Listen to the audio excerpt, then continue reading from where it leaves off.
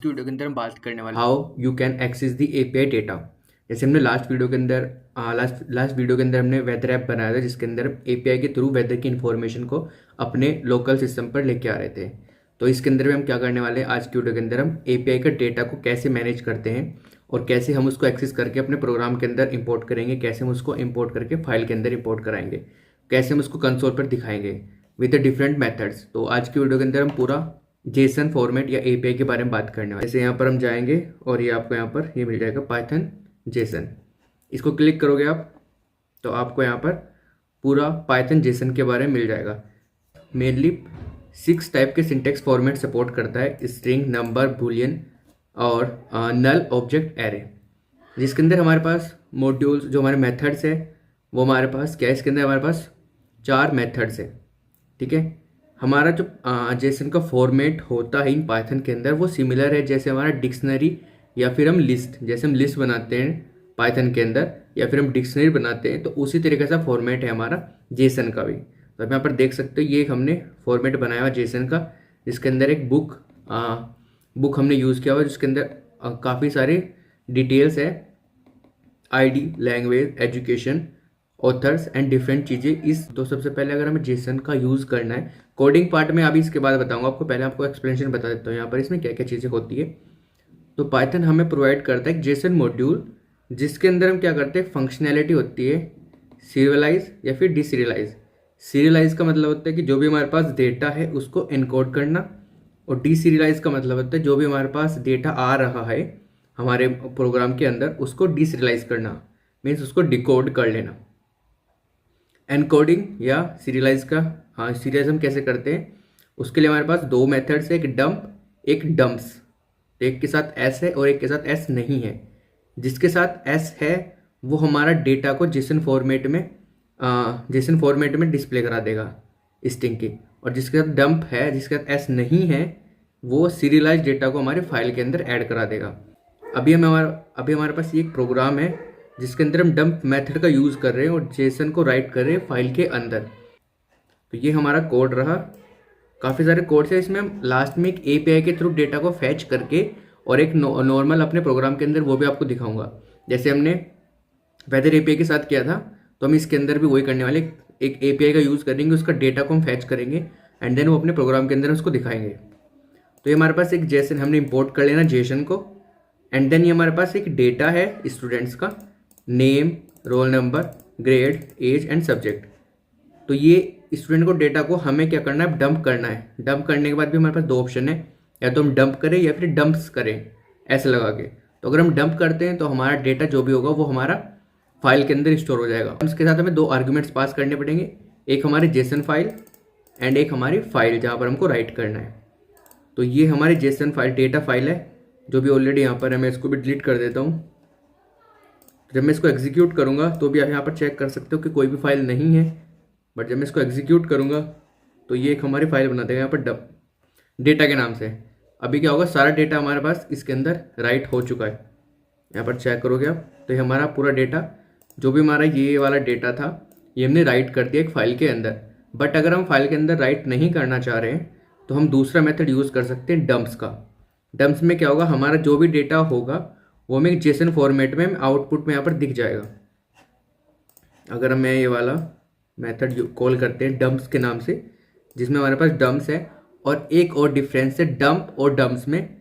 Dump हमारा 2 argument लेता है, डम्प्स हमारा 1 आर्ग्यूमेंट लेता है। एक स्टूडेंट नाम का डेटा है हमारे पास, अब उसको हमें कन्वर्ट करना है जेसन फॉर्मेट के अंदर। तो जेसन डॉट डंप यूज़ करेंगे, ये पूरे डेटा को हमारा जेसन फॉर्मेट में कन्वर्ट कर देगा और ये कोई फाइल नहीं क्रिएट करेगा। तो अब यहाँ पर चेक कर पा रहे होगे, ये हमारा जो भी डेटा था इसको इसने कन्वर्ट कर दिया है किस फॉर्मेट में, जेसन फॉर्मेट में। तो ये हमारा हो गया सीरियलाइज डेटा, कोई भी एक नॉर्मल डेटा को जेसन फॉर्मेट में कन्वर्ट करना। अभी हम चलते हैं, अगर हमें कोई डेटा है उसको हमें करना है डीसीरियलाइज, या फिर आप बोल सकते हो उसको हमें एनकोड करना है। लाइक हमारे पास कोई डेटा आ रहा है कोई एपीआई से और हमें उसको अपने प्रोग्राम के अंदर यूज़ करना है, एंड क्योंकि हम डायरेक्टली यूज़ नहीं कर सकते तो हमें उस जो भी हमारे पास डेटा आ रहा है हमें उसको पहले डिसीरियलाइज करना पड़ेगा या उसको हमें एनकोड करना पड़ेगा। एक लोड है और एक लोड्स है। जैसे हमारे डंप्स मेथड थे ऐसे हमारे लोड मेथड है। लोड अगर हम यूज़ करते हैं तो ये हमारा क्या करेगा, जो भी हमारे जेसन डेटा फाइल है उसको कन्वर्ट कर देगा पाइथन ऑब्जेक्ट में। जैसे हमारे पास कोई भी डेटा आ रहा है जेसन फाइल से, हम यूज़ करना चाह रहे हैं कोई भी डेटा को अपने प्रोग्राम के अंदर, तो हम डंप्स हम यूज़ करेंगे लोड का। तो इसमें क्या होगा, जो भी हमारा डेटा रखा है फाइल के अंदर वो हम यूज़ कर लेंगे एंड उसको कन्वर्ट कर देंगे पाइथन ऑब्जेक्ट के अंदर।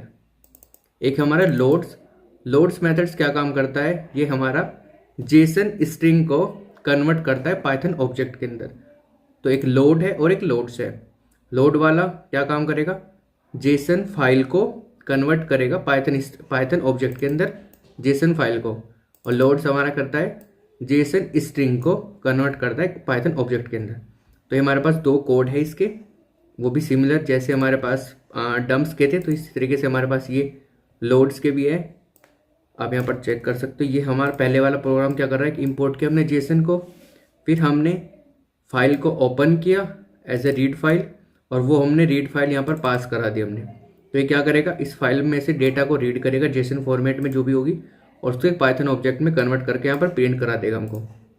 तो आप यहाँ पर चेक कर पा रहे हो, इसने क्या किया, जो भी फाइल का डेटा था उसने उसको रीड किया एंड पाइथन ऑब्जेक्ट में कन्वर्ट करके हमको यहाँ पर डिस्प्ले करा दिया। अभी हम चलते हैं लास्ट वाले मेथड्स के साथ। ये है हमारा जेसन लोड्स। इसके अंदर हम क्या करते हैं, इसके अंदर हम कोई फाइल पास नहीं करेंगे।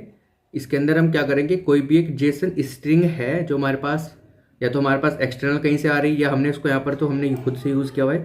बट इन केस हमारे पास एक्सटर्नल कहीं वेबसाइट से हमारे पास एपीआई के थ्रू डेटा आ रहा है, तो वो हम इसके थ्रू यूज़ करेंगे लोड्स के थ्रू।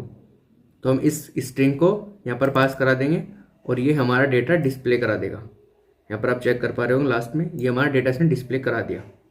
तो अभी ये हमारे पास 4 मेथड्स थे, लोड्स, लोड एंड डंप्स। ये एक जेसन फॉर्मेट में भी दिखना चाहिए।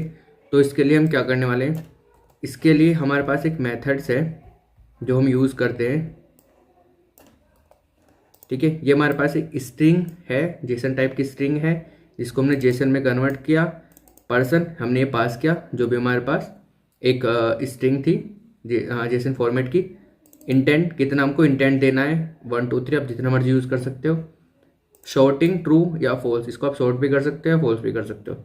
इसमें क्या होगा, जो भी हमारा डेटा होगा वो एक जेसन फॉर्मेट में हमको डिस्प्ले हो जाएगा। यहाँ पे आप चेक कर सकते हो,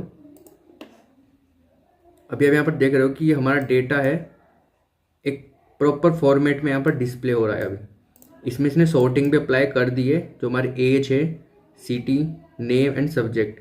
तो एज एंड नेम के साथ इसने सॉर्टिंग अप्लाई कर दी, क्योंकि ए पहले आएगा, सी, एन एंड एस ये सबसे बाद में आएगा। तो अगर आपको इस तरीके से फॉर्मेट में डेटा को डिस्प्ले कराना है, देन आप यूज़ कर सकते हो ये वाला मेथड डम्प्स। फिर उसके अंदर आप पास कर सकते हो उस ऑब्जेक्ट को या उस जेसन फाइल को, एंड देन फिर आप इंटेंटेशन दे सकते हो कितने आपको इंटेंट करना है, शॉर्टिंग ट्रू करनी है, फॉल्स करनी है।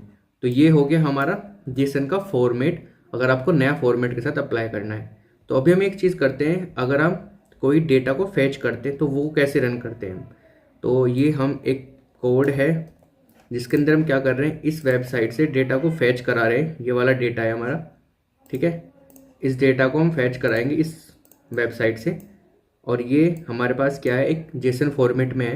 आप इसको एक एपीआई मान सकते हो कि एपीआई के थ्रू हमारे पास ये वाला डेटा आ रहा है किसी वेबसाइट से, और इसको हमने अपने प्रोग्राम के अंदर यूज़ करना है। तो हम कैसे यूज़ करने वाले हैं, तो आप देख रहे होंगे जिस फॉर्मेट में मैंने अभी आपको नॉर्मल फाइल के साथ दिखाया था, तो इस तरीके से हमारा डेटा भी जब हम एपीआई के थ्रू कॉल करते हैं तो इस तरीके से इसी फॉर्मेट में हमारे पास आता है। तो अब हम क्या करने वाले हैं, इस डेटा को अपने लोकल प्रोग्राम के अंदर डिस्प्ले कराने वाले हैं। एक तो ये हो गया हमारे पास इंपोर्ट रिक्वेस्ट, फिर हमने एक यूआरएल यूज़ किया हुआ जो हमारा एपीआई का एंड पॉइंट यूआरएल होगा, तो वो हमने यूज़ किया। देन ट्राई एंड एक्सेप्शन, आप इसको यूज़ करना चाह रहे हो, ट्राई एंड एक्सेप्शन को यूज़ कर सकते हो, नहीं यूज़ करना चाह रहे तो भी कोई दिक्कत नहीं। कोड अगर रन होगा या नहीं होगा वो फिर आपके ऊपर डिपेंड करता है कि आपका एरर क्या आने वाला है। अगर आपके पास ट्राई एंड एक्सेप्शन का आप यूज़ करते हो तो उसमें फ़ायदा क्या होने वाला है, ट्राई के साथ अगर आपका कोई कोड में एरर आता है तो आपको एक्सेप्शन मिला देगा, एक्सेप्शन आपको प्रिंट करा देगा।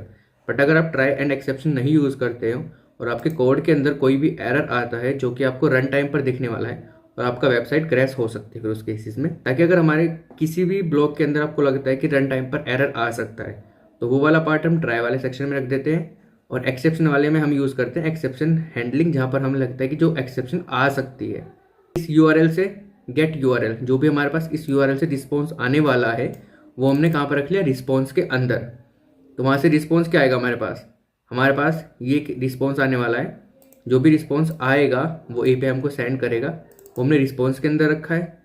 फिर हमने यहाँ पर एक स्टेटस चेक करने के लिए रखा हुआ है। स्टेटस का मतलब है कि वहाँ से कुछ डेटा आपको मिल रहा है या कुछ एरर आ रहा है, या जो भी उस लिंक के थ्रू आपको मिलने वाला है।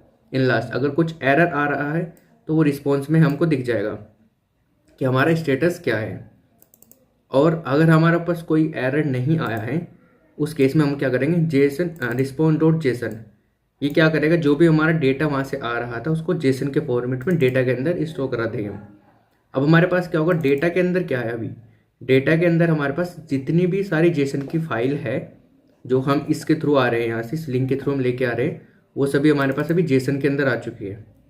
तो अगर हम यहाँ प्रिंट करना चाहे तो यहाँ प्रिंट कर सकते हैं कि Jason data successfully fetch from the API, means जो भी जेसन का डेटा था वो हमने सक्सेसफुली फैच कर लिया है अपनी एपीआई के थ्रू। अभी हम क्या करेंगे, अभी हमारे पास डेटा के अंदर सब चीज़ें पड़ी हुई है, जैसे हमारे पास जो भी डेटा है, जैसे लाइक यहाँ पर हमारे पास ये डेटा था नॉर्मल फाइल के अंदर, तो इसी तरह अभी हमारे पास डेटा के अंदर सभी डेटा आ चुका है जो हमने एपीआई के थ्रू कॉल किया है। अब हम इसमें इटरेशन लगा देंगे और हम सभी चीज़ को प्रिंट करा देंगे। अगर हमारे पास यहाँ पर कोई एरर आ जाता है इस केस में ट्राई वाले ब्लॉक के अंदर, तो हम यहाँ पर एक एक्सेप्शनल लगाई हुई है हमने कि रिक्वेस्ट, यानी कि यहाँ पर जो भी हमारे पास रिक्वेस्ट है कुछ एक्सेप्शन आ रही है तो यहाँ पर प्रिंट करा देगा। बट अभी इस केस में हमारे पास हम इसको एग्जीक्यूट करते हैं एंड देन यहाँ पर आप चेक कर सकते हो कि हमारे पास जो भी हमारा एपीआई पर डेटा है वो हमारा यहाँ पर डिस्प्ले हो रहा है। ये हमारा प्रिंट हो चुका है, user ID 1, user ID 2, user ID 3 and the complete detail of user 1। अब यहाँ पर भी आप चेक कर सकते हैं, यहाँ पर आप ये हमारे पास यूज़र 1 था, यूज़र 2 है। अब यहाँ पर हमने इन 4-5 चीज़ों को जस्ट प्रिंट करा रखा है। अगर आपको और डेटा को प्रिंट कराना है और डिटेल्स में आपको उनको प्रिंट कराना है तो आपको यहाँ पर सब चीज़ों को प्रिंट कराना पड़ेगा, क्योंकि वहाँ पर से हमारा डेटा तो सब चीज़ें आ रही है बट जो हम प्रिंट करा रहे हैं वही हमको यहाँ पर डिस्प्ले होने वाला है। This is all about the API और जेसन फॉर्मेट। पाइथन से आप कोई भी एक नॉर्मल छोटी सी एपीआई से डेटा फैच कराओ, पाइथन का कोड बनाओ, सिंपल सा कोड होगा जैसे यहाँ पर आप देख रहे हो, एक सिंपल सा कोड होने वाला है। और उसको या तो आप इस कोड को भी आप कॉपी कर सकते हो, यहाँ पर वेबसाइट में आपको यहाँ पर मिल जाएगा, मैं यहाँ पर इसको ऐड कर दूंगा लास्ट में, तो वो भी आप देख सकते हैं। फिर डिस्क्रिप्शन में उसको मैं ऐड कर दूंगा इस वाले कोड को। और इससे क्या करना है, छोटी सी एपीआई के थ्रू अपना डेटा कॉल कराना या उस वेबसाइट का डेटा कॉल कराना एंड देन फिर आप उसको यूज़ करके देखना नॉर्मल कोड के अंदर। So thank you for watching this video.